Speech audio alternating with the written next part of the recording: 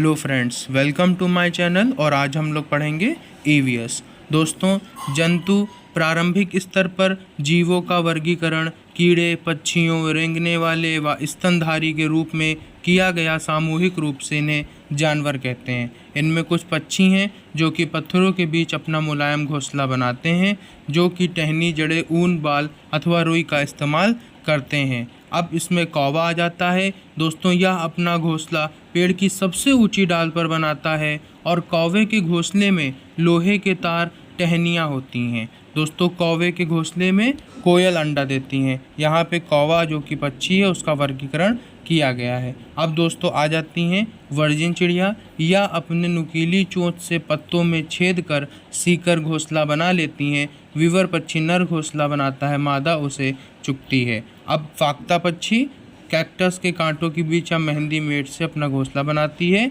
गौरैया कबूतर पक्षी। गौरैया दोस्तों आमतौर पर घर के आसपास ही घोंसला बनाती है और कबूतर किसी पुराने मकान या खंडरों में। आप नीचे पिक्चर्स को देख सकते हैं। अब दोस्तों पक्षियों के कुछ इंपॉर्टेंट पॉइंट्स हैं कि पक्षियों के पंख उड़ने, सर्दी गर्मी से बचने हेतु रूपांतरित होते हैं। पक्षियों की चोंच में दांत नहीं होते। पक्षियों में मूत्राशय नहीं होता या प्रवास पर जाते हैं। यह समतापी प्राणी होते हैं। पक्षियों के हृदय में 4 कोष्ठ होते हैं। गौरैया, फाख्ता, शक्कर खोरा जोड़े में रहते हैं। ये अपना घोंसला स्वयं बनाते हैं। एमू, कीवी, पेंगुइन, रिया एवं शुतुरमुर्ग न उड़ने वाले पक्षी हैं। पक्षी केवल अंडे देने के लिए घोंसला बनाते हैं, वो भी अप्रैल महीने में। अब दोस्तों कुछ इसमें आ जाते हैं जंतु। भाग 2 में प्रारंभिक स्तर पर जीवों का वर्गीकरण कीड़े, पक्षी, रेंगने व स्तनधारी के रूप में किया गया। सामूहिक रूप से जानवर कहते हैं। तो जानवर की कुछ विशेषताएं हैं, जैसे हाथी आता है। हाथी झुंड में रहते हैं। एक बड़ा हाथी एक दिन में 100 किलो से ज़्यादा पत्तियां खा लेता है। केवल 2 से 4 घंटे तक ही वो सोता है। बुजुर्ग हथनी झुंड की नेता होती है। 10 से 12 हाथी वह बच्चे एक झुंड में रहते हैं। हाथी 14 से 15 साल की आयु तक ही झुंड में रहते हैं।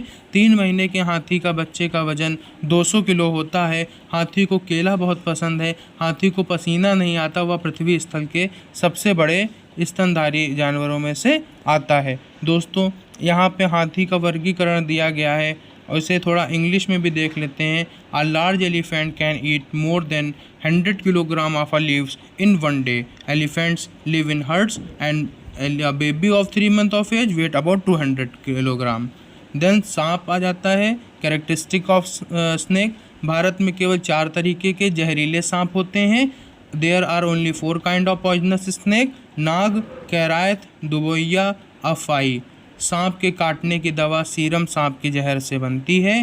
सांप के 2 खोखले दांत होते हैं जिसके द्वारा वह जहर छोड़ता है। सांप के बाहरी कान नहीं होते। वह जमीन पर हुए कंपन को सुनता है। सांप के दांत नुकीले होते हैं परंतु वो भोजन को चबाता नहीं अपितु निगलता है। दोस्तों, snakes are of 4 types: cobra, common krait, Russell's viper and saw scaled viper. Serum is made from snake venom and hollow teeth by which it releases venom, and no external ears but hears the vibration in the ground. The teeth of a snake are sharp but it does not chew the food but swallow it. Snake के बारे में यहाँ पे बताया गया है कि snake जो है बहुत ही एक कह सकते हैं कि इसकी विशेषताएं बहुत ही डिफरेंट हैं, जो कि बहुत सारी चीज़ों में बाकी जानवरों से अलग है। इसमें जैसे बताया गया कि इसकी मेडिसिन भी बनती है इसके सीरम से, और ये जो है इसके कान नहीं होते, वाइब्रेशन से चीज़ों को समझता है। इसके दांत बहुत ही ज़्यादा नुकीले होते हैं। ये खानों को चबाता नहीं बल्कि खाने को निगल लेता है। गिलहरी की विशेषताएं। गिलहरी के दांत हमेशा बढ़ते रहते हैं लेकिन घिसने तथा कुतरने से वे छोटे हो जाते हैं। दोस्तों, गिलहरी के जो दांत होते हैं वो बढ़ते तो रहते हैं लेकिन घिसने तथा कुतरने से वो दिन प्रतिदिन आगे बढ़ के छोटे हो जाते हैं। The teeth of a squirrel are always growing but the wear and nibble make them smaller. दोस्तों, कुतरने से उसके दांत छोटे हो जाते हैं। अब बात करते हैं दोस्तों स्लॉथ। स्लॉथ क्या है? स्लॉथ की आप फ़ोटो देख सकते हैं। स्लॉथ की कैरेक्टरिस्टिक्स में स्लॉथ भालू जैसा जानवर है, या 18 घंटे तक सोता है, या है 40 वर्ष तक जीता है, या अपने पूरी ज़िंदगी में केवल 4 से 6 पेड़ों की पत्तियां खा पाता है। फिर आ जाता है बाघ। बाघ की विशेषताओं में बाघ अपने शिकार का सही पता हवा द्वारा मूंछों के कंपन से नाप लेता है। इससे अंधेरे में रास्ता ढूंढने में उन्हें मदद मिलती है। बाघ मूत्र की गंध से दूसरे बाघ को पहचान लेते हैं। बाघ की विशेषताएं, बाघ में अब दोस्तों बाघ का गुर्राना 3 किलोमीटर दूर तक सुना जा सकता है। बाघ अंधेरे में हमसे 6 गुना बेहतर देख सकते हैं दोस्तों। A sloth bear like animal, it sleeps for 18 hours, that is live 40 years, and it consume only 4 to 6 sleeps throughout its life. Then characteristics of tiger. Tiger accurately measures the hunting address by the wind. With the vibration of the mustaches, it helps them to find a way into the darkness. Tiger can recognize another tiger from the smell of urine. Then the tiger roar can be heard for 3 kilometers away, and tiger can see 6 times better than us in darkness. दोस्तों tiger के अंदर बहुत ताकत है, ये आप देख सकते हैं, हमसे 6 गुना ज़्यादा तक देख सकता है इंसानों से, और वो उसकी जो आवाज़ है वो लगभग 3 किलोमीटर दूर तक जा सकती है। टाइगर की जो दूसरी, अगर टाइगर को पहचानना होता है, वो यूरिन की महक से उसको पहचान लेता है, और उसकी मदद से वो रास्ता भी अपना ढूंढ लेता है। देन दोस्तों रेशम कीट की विशेषताएं। रेशम कीट अपनी मादा को कई किलोमीटर दूर से पहचान लेता है। महत्वपूर्ण बिंदु, कान सुनने में मदद करते हैं। पक्षी, मेढक, छिपकली, मगरमच्छ के भी कान होते हैं लेकिन दिखाई नहीं पड़ते, इनके छेद जैसे कान होते हैं। अंडे देने वाले जीव अंडे कहलाते हैं, जैसे मछली, मेढक, सरीसृप और पक्षी। इन जीवों के कान दिखाई नहीं पड़ते, व शरीर पर बाल नहीं होते। बच्चे देने वाले जीव जरायुज कहलाते हैं, जैसे स्तनधारी, इनके कान दिखाई पड़ते हैं तथा शरीर पर बाल होते हैं। दोस्तों गाय के आगे के दांत छोटे, पीछे के बड़े व चपटे होते हैं। बिल्ली के दांत नुकीले, मांस फाड़ने हेतु प्रयोग में आते हैं। कंगारू चूहा कभी पानी नहीं पीता है। छिपकली, मेढक, सर्दी से बचने हेतु शीत निद्रा में चले जाते हैं। गाय 4 घंटे, अजगर 18 घंटे, जिराफ 2 घंटे, बिल्ली 12 घंटे, हाथी 4 घंटे तथा शेर 8 घंटे तक सोते हैं दोस्तों। Cow sleep for 4 hours, Python sleep for 18 hours, giraffe sleep for 2 hours, cat sleep for 12 hours, elephant sleep for 4 hours, and lion sleep for 8 hours. Lizard, frog, and snake go for hibernation to save themselves from cold. The kangaroo rat never drinks water. The pointed teeth of a cat are used for tearing off flesh. The front teeth of cow are smaller, back teeth are larger and flat. Giving birth to young ones, such animals are called as viviparous. Like mammals, their ears are visible as well as hairs are found on their body.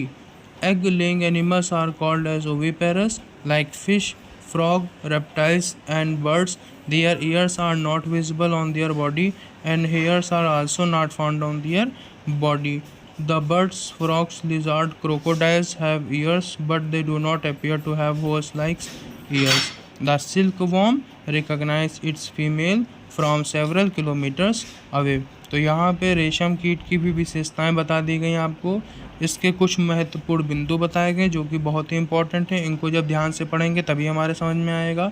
उसके अलावा इसके कुछ महत्वपूर्ण बिंदु बताए गए, गाय से related, बिल्ली के दांत से रिलेटेड, कंगारू चूहा से रिलेटेड, छिपकली, मेढक, सर्प से रिलेटेड, और कुछ इसके स्लीप आवर्स इफेक्टिव, जो कि अलग अलग जानवर के अलग अलग स्लीप आवर्स होते हैं। ये दोस्तों बहुत इंपॉर्टेंट पॉइंट्स हैं। अगर आप अभी तक यहाँ पर, आपको सबको उम्मीद है कि समझ में आया होगा। यहाँ तक कि आप अपने नोट्स जो है प्रॉपर्ली बनाते चलिए, और उम्मीद है कि जितना भी इसमें बताया गया है इससे मैक्सिमम क्वेश्चन ईवीएस के आपको पेपर में देखने को अवश्य मिलेंगे। अब दोस्तों बात करते हैं, सांपों को नचाने वालों को कालबेरिया कहते हैं। कालबेरिया लोग सांप के डंक के निशान से जान जाते हैं कि सांप ने काटा है। कालबेलिया लोग बेटी को शादी में सांप को तोहफे के रूप में देते हैं। एक हंसी वाली बात लग रही है। Snake charmers are called Kalbelia and Kalbelias can identify the types of snakes on the basis of their mark made by due to sting. वो डंक के निशान से जान जाते हैं किस सांप ने काटा है।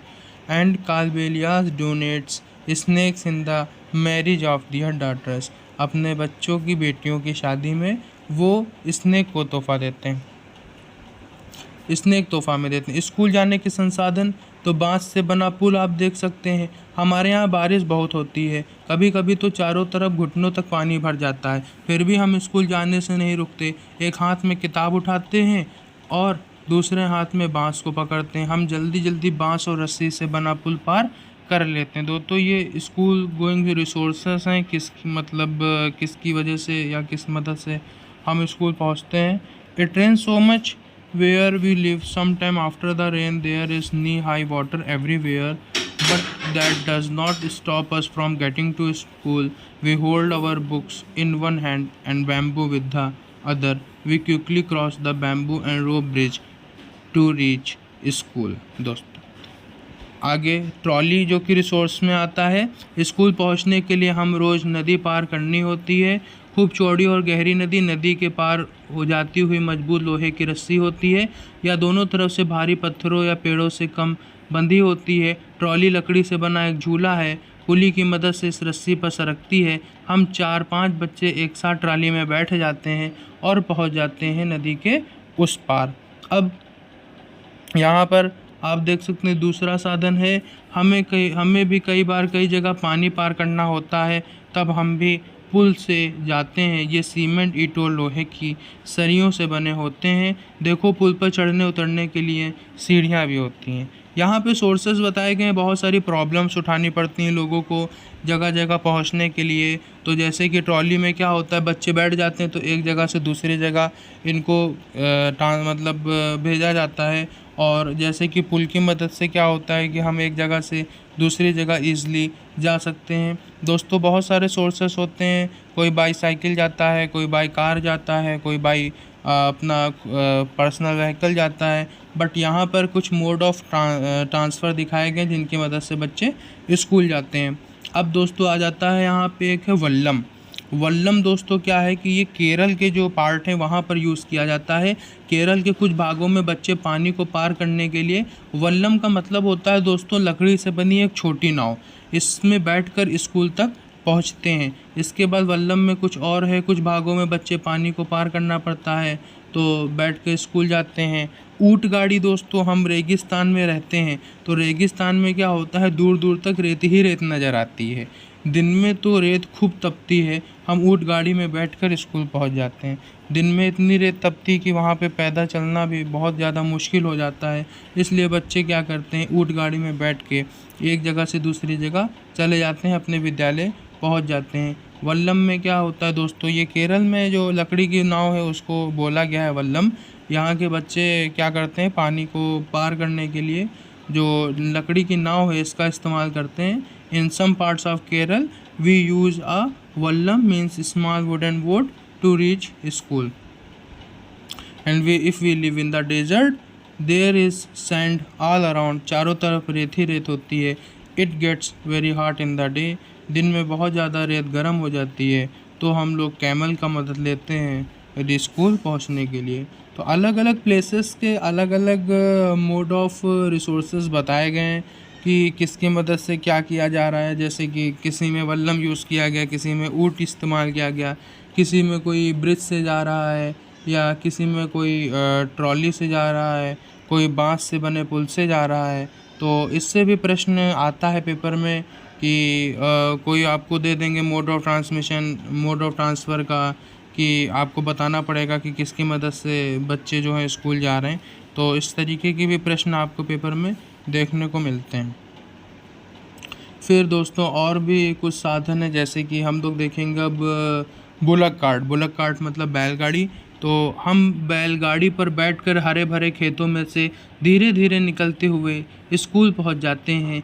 तेज़ धूप हो या बारिश हो, हम अपनी छतरियां खोल लेते हैं, साइकिल की सवारी आप लोग जानते ही होंगे। हम लंबे रास्तों पर साइकिल चलाकर स्कूल जाते हैं। पहले तो स्कूल दूर होने के कारण कई लड़कियां स्कूल जा ही नहीं पाती थी, पर अब 7-8 लड़कियों की टोली मुश्किल रास्तों को भी पार कर जाती हैं। दोस्तों, यह है जुगाड़। अब देख रहे हैं आप, हमारी गाड़ी का नाम है जुगाड़। यह फटफट करती हुई चलती है ना शानदार। आगे से देखो तो मोटर बाइक की तरह दिखाई देती है और पीछे से लकड़ी के फट्टों से बनी है। इसमें एक साथ देखे कितने बच्चे बैठे हुए हैं जो कि अपने स्कूल की तरफ जा रहे हैं। दोस्तों, इन्होंने इसका नाम दिया है जुगाड़। Look at our special transport, it sounds फट फट फट when it runs, and is it not something special? The front looks like a motorcycle, but the carriage at the back is made out of planks of wood. जो पीछे का हिस्सा है ये लकड़ी से बना हुआ है। In cycle we ride our bicycles on the long road to school. At first girls here did not go to school because it was too far, बहुत दूर पड़ता था। But now groups of 7 to 8 girls, अब तो 7 से 8 लड़कियां आराम से डिफ़िकल्ट रोड्स में जा सकती हैं। उसी तरह बुलक कार्ट भी। देन दोस्तों, जंगल से जाते हुए बच्चे, स्कूल पहुंचने के लिए हमें घने जंगल से निकलना पड़ता है।